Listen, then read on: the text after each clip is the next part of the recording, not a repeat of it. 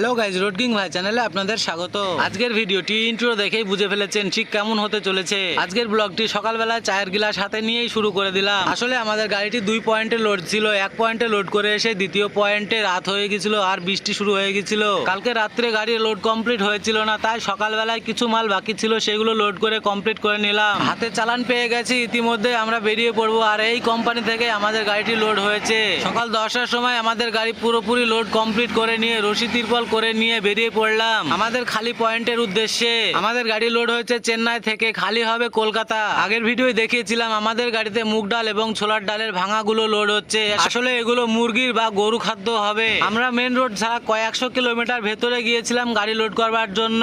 আর এই মুহূর্তে কয়েকশো কিলোমিটার সিঙ্গেল রাস্তা শেষ করে 4 লাইন ধরে নিয়েছি। বন্ধুরা, আমার চ্যানেলে যদি কেউ নতুন হয়ে থাকো তাহলে সাবস্ক্রাইব করে নেবে, আর পেজ থেকে দেখলে ফলো করে নেবে। ভিডিওটি যদি একটু ভালো লেগে থাকে তাহলে লাইক কমেন্ট শেয়ার করতে ভুলবেন না। আপনাদের একটি লাইক কমেন্ট শেয়ারে আমাদের ভিডিও বানাতে উৎসাহ দেয়। বন্ধুরা, আমরা এখন লোড করে যাচ্ছি সোজা হনুমান জংশন। আর সেখানে গিয়ে আমাদের গাড়ির ট্যাঙ্কি ফুল করে নেব, তার সাথে একটি টায়ারও লাগিয়ে নেব। তার কারণ আমাদের গাড়ির টায়ার একটি কমা রয়েছে। হনুমান জংশন মানে আমাদের সেই মালিকের বাড়ি এবং মালিকের আড্ডা, যেখানে আমাদের গাড়ির নিয়মিত কাজ করানো হয়। আসলে হনুমান জংশন এই 16 নম্বর রাস্তাতেই পড়বে। আর দেখতেই পাচ্ছেন ইতিমধ্যে আপনাদের সঙ্গে কথা বলতে বলতে পৌঁছে গেলাম সেই রাস্তা যেটা আপনারা ভিডিও শুরুতে ইন্ট্রোতে দেখেছেন, বিজয়ওয়াড়া ব্রিজ। আর এটাই হচ্ছে ট্রেনও পথ এবং স্থলপথ কেরল বা চেন্নাই যাওয়ার।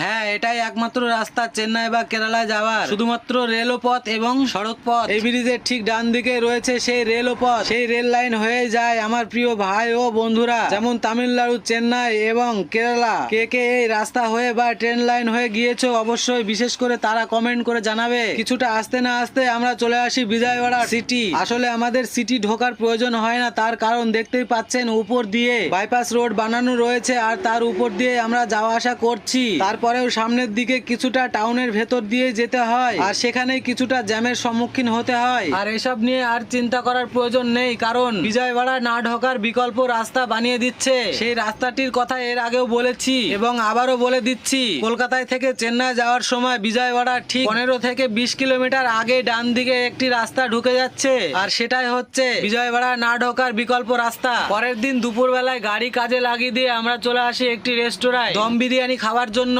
আসলে আমরা কয়েকদিন যাবত হোটেলে খাওয়া দাওয়া করছি, তার কারণ রান্না বাড়ার জিনিসপত্র গুছানো হয়নি। আশা করছি আজকে সব গুটিয়ে নেব। এখানে আমাদের খাওয়া দাওয়াটা শেষ করে নিয়ে আমরা চলে আসি আবারও আমাদের গাড়ির কাছে। আমরা এই টায়ারের দোকানে টায়ারে হাওয়া চেক করে নিয়ে গ্রিস করে নিয়েই টায়ার লাগানো কমপ্লিট করে বেরিয়ে পড়বো কলকাতায় খালি পয়েন্টের উদ্দেশ্যে। টায়ার লাগানো হয়ে গেলে স্নান দান করে ফ্রেশ হয়ে একদম বেরোতে রাত্রেবেলায় বেরিয়ে যাবো এখান থেকে। প্রিয় ভাই ও বন্ধুরা, আমার ভিডিওটি কেমন লাগলো কমেন্ট করে জানাতে ভুলবেন না। আজকের ভিডিওটি এখানেই শেষ করছি, আবারও দেখা হবে পরের ভিডিওয়। সকলে ভালো থাকবেন, সুস্থ থাকবেন, ধন্যবাদ।